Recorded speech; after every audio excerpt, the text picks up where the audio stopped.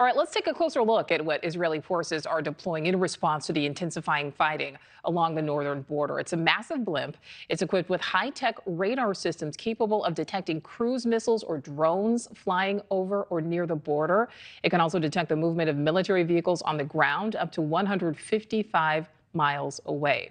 So the IDF hopes this blimp will help save Israel in costly radar plane flights while protecting soldiers who are often targets, of course, of missiles and drone strikes. Joining me now, we welcome in John Spencer, Chair of Urban Warfare Studies at West Point. John, thank you so much for your time. Before we talk about the specifics of this blimp, let's just talk about the fact that this is a blimp. Isn't it potentially a massive target that's very easily shot down? No, not necessarily. I actually had a very similar blimp on my outpost in right outside Sadr City in Baghdad in 2008, 2009. It's really only vulnerable when you bring it down for maintenance. At its altitude, it's much less vulnerable. They're very powerful, actually, and they're not new in war. I mean, Napoleon had balloons. We used balloons during the Civil War. I used balloons in Iraq, blimps like this, called an aerostat. So no, it's not very vulnerable, and it's a very powerful tool for both detection and observation in what is an increasingly tense area of that northern Israel, southern Lebanon. You know, John, just looking at it, I mean, it's just not something I guess you would expect to see, or I wouldn't expect to see in the middle of war. But you say that these things are not necessarily uncommon. How much of a difference can this blimp make when it comes to Israel's fight, and why do you think it's being rolled out now? Well, one is that, I mean, I think Israel is already engaged in a two-front war. Everything that Hezbollah has taken advantage of the situation after October 7th would warrant a full-scale war. But, I mean, the balloon gives you such an advanced capability to keep a consistent eye and radar in the sky, where something like a drone has limitations on how long it can be. I mean, they're very common actually in war. So why now?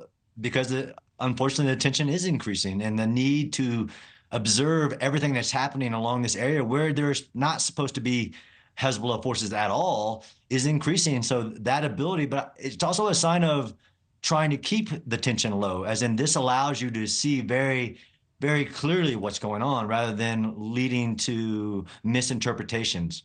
Very good point there, John. You know, you mentioned the fact that tensions are increasing. We know right now Secretary Blinken is on his way to Tel Aviv trying to meet with leaders there. Do you think enough is being done to try to stop this war from escalating? Is it just a matter of time until this spreads? No, I think there is still a chance, and I agree that Secretary Blinken keeping a close eye on it, being there, being involved. You can't replace being on the ground and hearing from Israel and observing it for yourself. But there is a chance for diplomacy to back up the Hezbollah forces beyond the Litani River and in accordance with the UN Security Council resolutions, all of this. There's still a chance to de-escalate this, absolutely. But you can't forget there's 100,000 Israeli citizens who were evacuated from the north, who are homeless and staying in hotels and things like that for over 90 days because of Hezbollah's actions. Very true. John, my last question for you.